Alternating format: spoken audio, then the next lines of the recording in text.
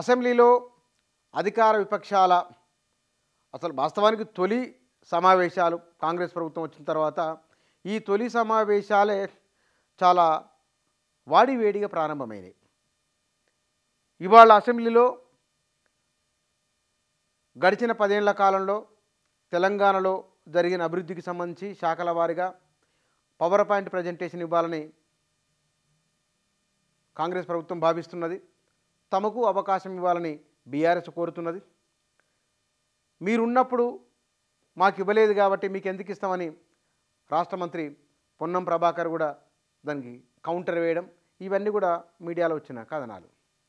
మొత్తం గడిచిన ఈ 10 ఏళ్ల కాలంలో ఆర్థిక వ్యవస్థ తీరుతెన్నులు ఎట్లా ఉన్నాయి, ఎన్ని లక్షల కోట్ల అప్పయింది, ప్రధానంగా విద్యుత్తు, సాగునీరు, ఈ 2 అంశాలపైన ఆర్థికం, ఈ 3 అంశాలపైన సుదీర్ఘమైన వివరాలతో పవర్ పాయింట్ ప్రజెంటేషను కాంగ్రెస్ ప్రభుత్వం ఇవ్వబోతున్నది. దీనికి సంబంధించిన ఏర్పాట్లు కూడా బహుశా అధికారులు చేసినట్లు మీడియాలో వచ్చిన కథనాలు. గడిచిన కొద్ది రోజులుగా ఎన్నికలకు ముందు కూడా కాంగ్రెస్ నాయకులు చేసిన ఒకనొక ప్రచారం రాష్ట్రం అప్పుల్లో ముంచిందని, 61,000 కోట్లతో ఉన్న అప్పు ఇవాళ 5 లక్షల కోట్లకు చేరుకున్నదని, ఇక రోజు రోజుకు మరింత అప్పులు పెరుగుతున్నాయనే విషయాన్ని ఎస్టాబ్లిష్ చేయదలుచుకున్నది కాంగ్రెస్ పార్టీ. దీంతో పాటుగా ప్రభుత్వం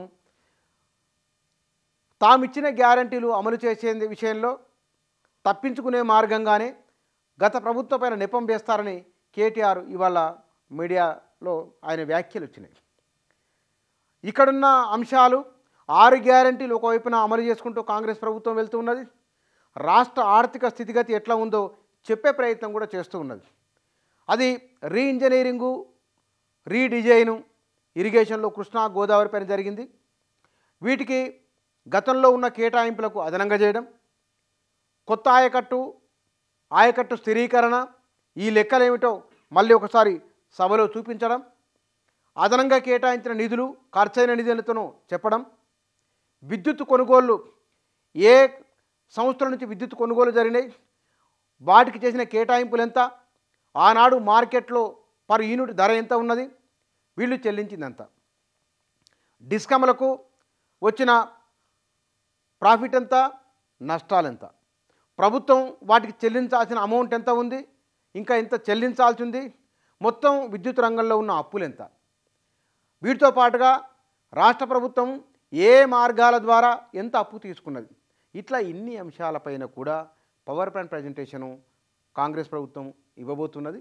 వీటికి సంబంధించిన విషయాలు కూడా చాలా ప్రధానంగా మీడియాలో వచ్చినాయి.